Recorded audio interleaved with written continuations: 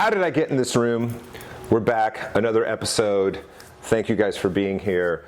We're trying new chairs. They're so comfy. So we moved off the prayer bench. We call it the prayer bench. Margot called it was supposed to be. We're not repenting right now. It was supposed to be a couch. It's literally the size of a Twinkie. So this is way more comfortable. All right, so spacious. Eric Sherman.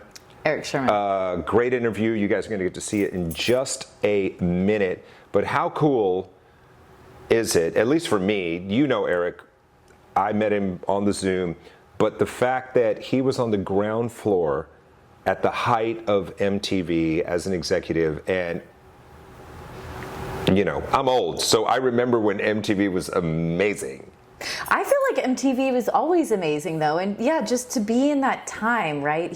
He shared with us, you know, ground floor of Real World and just VH1 and all MTV2, all these things. Road Rules. I would lay on the floor in front of the TV and just watch those shows and fan out. So it was so cool to have a buddy come on and be able to talk about witnessing all of that. And if you don't know, because you know, for younger viewers of the show, so reality TV today, we have Real Housewives and we have, you know, Kardashians and you know all of these shows. I don't care what it is.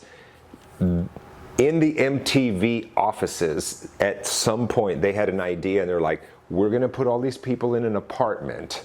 And we're going to film it. And it was like, what happens when people get real, which I think was the kind of like the tagline to it. Sure. And little did they know that what they were going to create. Well, little did they know also I applied to be a participant on the old Real World, and who what knew? Season? At what? I'm not going to when you were in that. New York. Without further ado, we want to intro Eric and do it the right way. Former MTV exec, manager Steven Tyler, currently managing Poison. Like a boss, he came in and he just wowed us. Eric Sherman. I think it'd be cool just for you to share how your experience was as an MTV exec. That's going way back, right? Obviously, you're the big. You keep the boys in line with Poison right now and all these things. But being an exec at MTV is a pretty cool job. How did that go for you? Yeah, it was. Everyone talks about the golden age of MTV when they still played videos. And cable networks actually meant something because it's just such a dying business these days because of cord cutting. It was an amazing time to be somewhere or to be at that company. And guys like Tom Freston, who were leading the company, led it with such great enthusiasm and energy, and really was about possibilities. And, you know, you could try things, you could do things, and you were a brand at the time that really meant something to the audience. It's the equivalent of what a Snapchat or, you know, TikTok might be today. But it was a place where the youth of America could converge and learn about music, politics, social issues. And, you know, and also part of the company was VH1 and Nickelodeon and Comedy Central. So it was really a company, MTV Networks was the name of it at the time, that birthed so many amazing media brands, and it was cool to be part of all of it. And not only created basically reality television as we know it today. Oh yeah, well I was on my floor. I was at 1633 Broadway. The team that originally put together The Real World was just kind of wandering around the floor looking for people to be in the pilot. And back then I was a suit, so I went and auditioned. They were like, come on and talk to us. You're young, you're cool. I wasn't very cool, still I'm not. But yeah, I auditioned for the original pilot for The Real World. And, you know, that begat so many other things. But I think if the producers of The Real World saw what they were starting, maybe they might have some doubts about it. Okay, nobody knows this here, but I applied for The Real World. This is the least shocking thing. This is the least shocking thing that anyone will hear on this call, that you applied for a reality television show. Oh, if there were Real Housewives of Houston you would camp out for auditions for like a Eric, month. I did not make the cut for that show. I applied when I was in college, and but that was a fun experience. Yeah, I remember sitting on my girlfriend's couch when they played the video for Talk Dirty to Me. really. And first of all, I was like, who are these Did guys? you turn it up? That is so cool. It was amazing. Yeah. I mean, I remember watching the first time I met Motley Crue, who I ended up working with for a while, was a friend of mine. Her name is Linda Ingrasano. She was the head of video promotion at Elektra at the time. And they were watching the new Home Sweet Home. There was the original video, then they did like not a remix, but a remade video. And I'm sitting there with the band watching them for the first time, watching them watch their video. And up until that point, one of the coolest things that I ever did or ever got to do. Tell us how one parlays from an MTV exec, which is, it's kind of somewhat of an office job, right? You go, there's MTV networks, Yeah, you have to do show up. I am going somewhere with this. But then how do you then become the manager of Steven Tyler? so for the first 10 years of my life, I was the suit you just described, negotiating distribution deals for MTV, Nickelodeon, VH1, TV Land, Comedy Central, all of the MTV networks with companies like Comcast and Cox and DirecTV and the cable companies.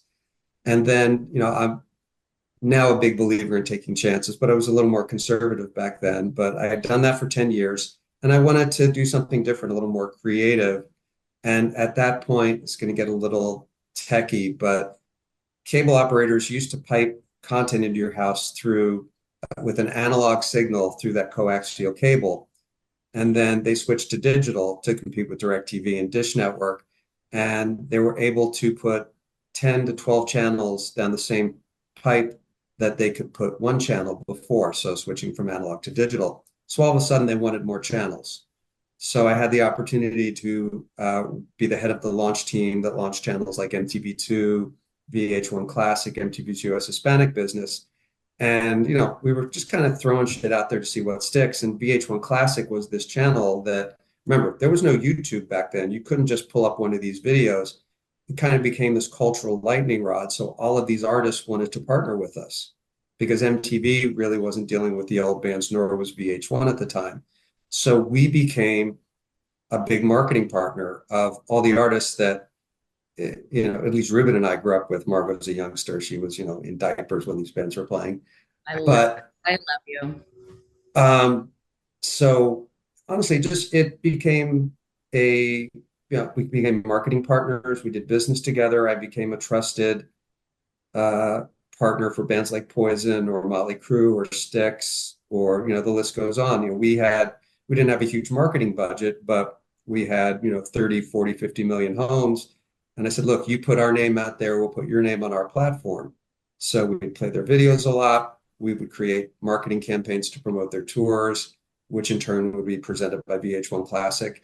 And certain bands, every time they went out, which we were just presenting their tour. It was almost just a fait accompli. It's like, we're going to do it. So I got to know bands and I got to understand their business. And, I remember sitting in Mankato, Minnesota with Bobby Dahl, the bass player for Poison, long before I became part of their management team.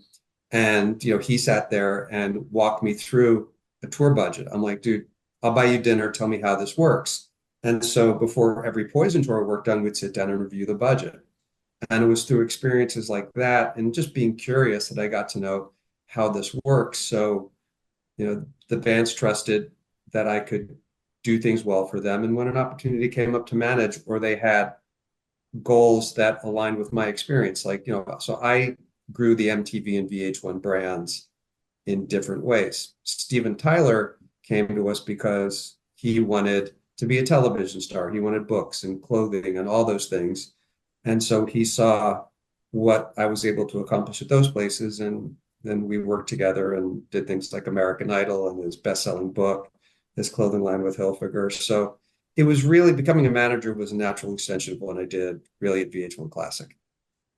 I got to meet, I covered Idol for Fox. So that was kind of like my beat every year, just when going to cities where they were auditioning and going to the premiere, going to the finale and all of that. So so I got to talk to Steven a couple of times.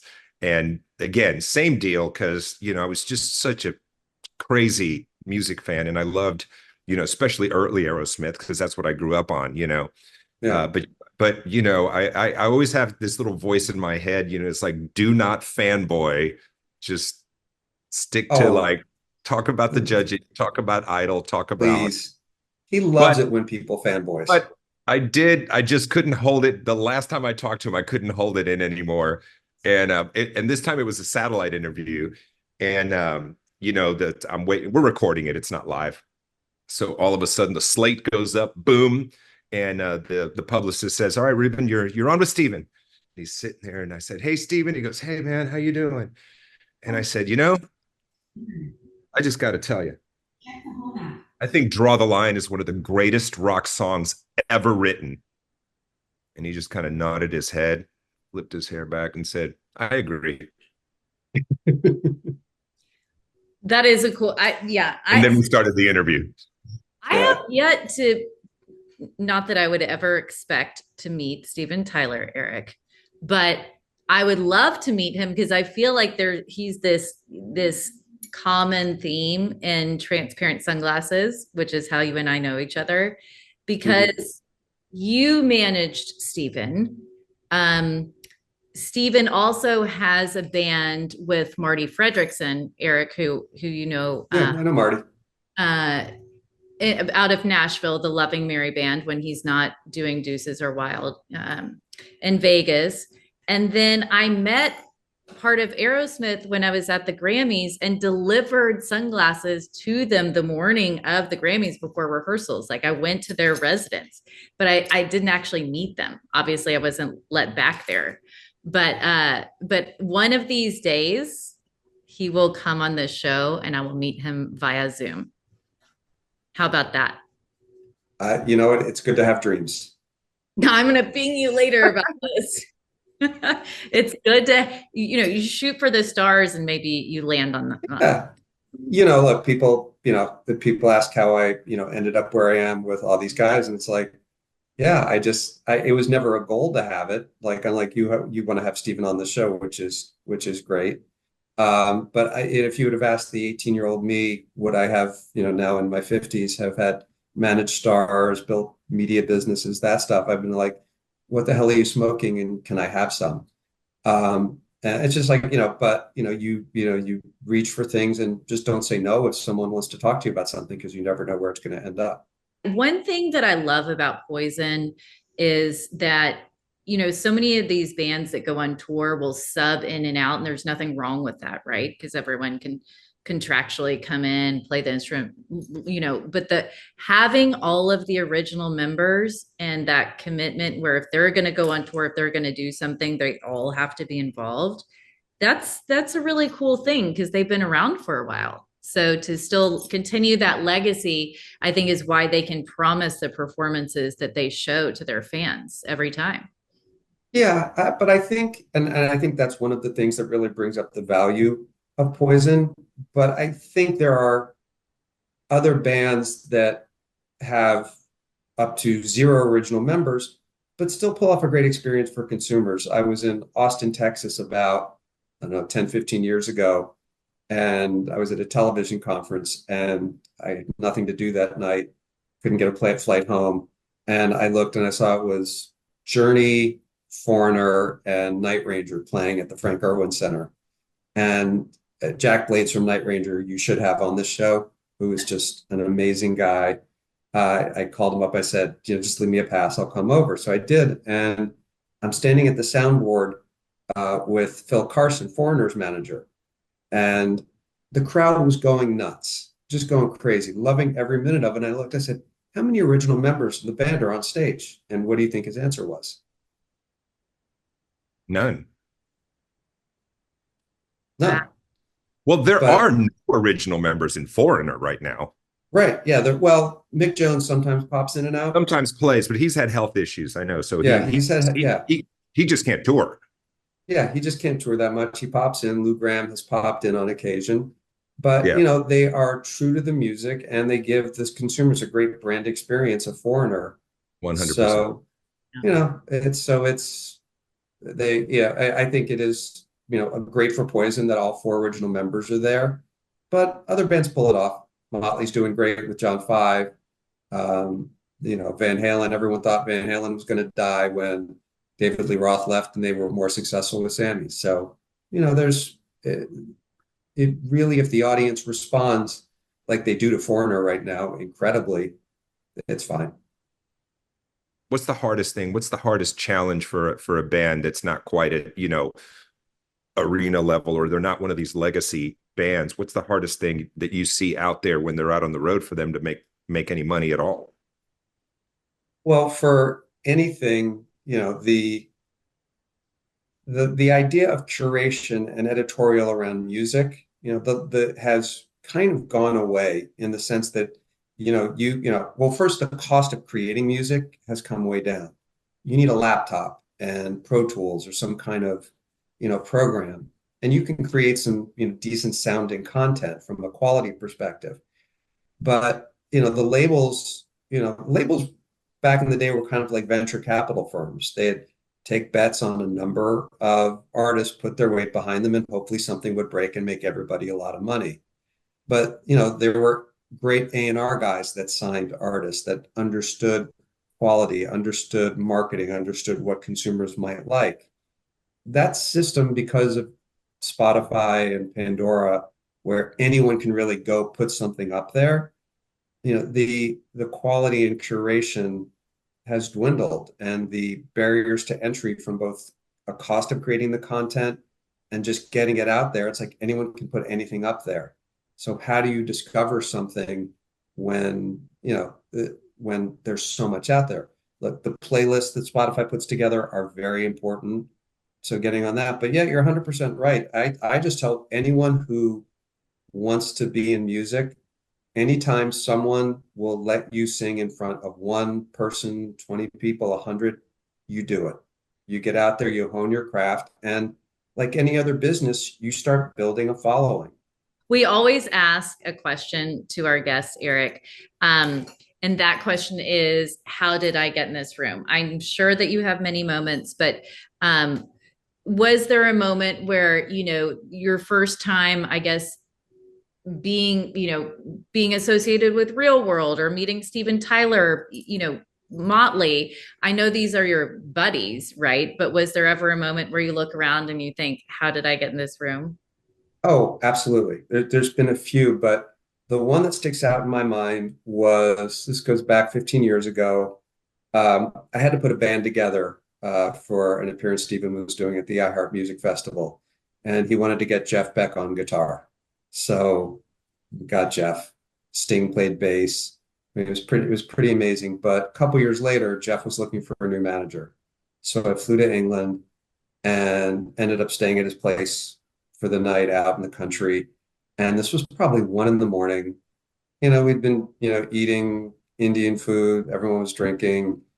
And all of a sudden, it's me, Jeff's lovely wife, a woman named Lizzie Ball, who was playing violin. She was trained at Cambridge University, a brilliant artist. And they just start playing and playing and playing. And I texted someone, if I ever complain about my job again, remind me about this moment. Because I'm sitting there, everybody thinks Jeff Beck is the best guitar player in the world, or one of them easily. And I'm just sitting here hanging out with him, a world-class violinist, and his wife, just listening to music. And then he drove me to the train station the next morning in one of his Corvettes. So I'm like, yeah, I can't complain. Check that box, Mic drop. right? Yeah, that's like, and there've been other experiences. The guys, Glenn Tilbrook from Squeeze is a good friend. He came over to my house for a barbecue, sat down at the piano and played. When I was at MTV, I got to go to a lot of the unplugs. Like I've been in a room with Elton John and a couple hundred people and him just playing the piano and singing tunes, or, the Pearl Jam, whatever it was. I've been blessed that there are so many experiences that I've had, but not done yet. you look at the experiences in life, and who the hell knows what tomorrow's going to bring. So, definitely look forward to the future. So for me, guitar player, nerdy guy me, when he's talking about that moment, sitting at Jeff Beck's house, listening to this jam session into the middle of the night, like my head was blown right there. So, but also he started talking about we could do a part 2 on this. He was there for MTV Unplugged. Yeah. Yeah. Can you imagine just like the people that guy saw, and it's like, yeah, I work at MTV, and this is happening in the studio. Yeah, and one of the cool things about Eric that I've always loved is he's always played. He's so humble, right? He didn't want to name drop these names, all the folks that he rubs elbows with, but he really has had these incredible experiences. But he works with these people. He does. They're his buddies, and that's why he's so well respected, I think, in the community. Is they reach out to him, and he treats them just like anyone else, not like the show ponies. It's a different vibe when you're actually in. Yeah. And currently working with Poison.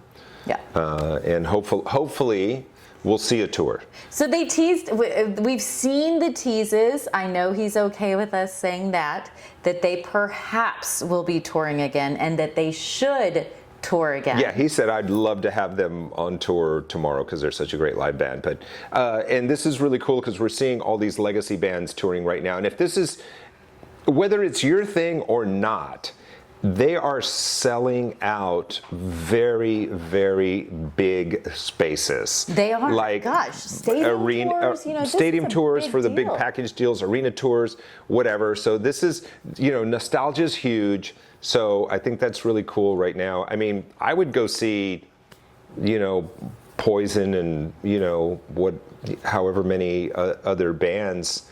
Well, seeing Poison with Joan Jett, Motley, Def Leppard, that was truly one of my. That was my. So you saw Houston and Vegas. I did both. I was like, I haven't gotten enough. And the way that they experience, the way Eric, obviously on the back end, this is the manager, this is the guy, the red carpet's rolled out. This is delicious. By the way. It's just next level. It's the best parking, of course, the best seating, as he said. If they come in town, you will get the front row seating that I know you're very experienced in. Are we out of snacks? Exactly. No, I don't think so. You need snacks? Well, no. Candy, something? No, I don't want candy. Anyway, I got a lot of snacks backstage with Poison. In fact, in Vegas, what was funny is they eat Skittles. They eat Skittles. There were M&Ms. TC, who is Ricky's wife, had her tea. Thank you. We met. Oh, are we having this? These are cookies and cream. This is like fake eating. No, it's like Jessica Simpson doing her icing. You don't have to eat it. Put it back here because I know how you are. No, I don't want to have to exercise. I have another job. You're gonna hork a bag of Doritos as soon as this is over, like the party size. Hanging out backstage with Poison in Vegas was pretty wild. And what? So let's say, and we talked about this. So, honey. So listen, we talked about this. That's the show dog. So we talked about this. So if let's say you're the tour manager for some like huge artist right now or whatever, and backstage, concert's over, what would you want to eat? Starburst, pink Starburst. That's number one. I want a sugar high. We know this. We need candy all the time. Maybe some spaghetti with marinara, because you're sweating. I mean, you're in the lights. And you're bopping around. Yeah. And probably a really big glass of Chardonnay. Yeah. What about you? For me, I'm gonna go like pizza. Pizza's easy. That's a good one. I want like a thin crust with pepperoni, black olive, mushroom, Italian sausage. I'd come backstage for that. Yeah, at 100%. Sounds good to me. I would totally get into that. I'm into it. Like part part of. I think food is going to start playing a This is going big to be place. a running theme. All right, so here's the deal. Coming up in the future, we're chasing a whole bunch of different guests. Thank you guys for being with us. As always, thank you for watching. Thank you, Eric Sherman. Thank you, Eric. For joining this. We love you. Coming up next week, more good stuff. We're out of here. Peace.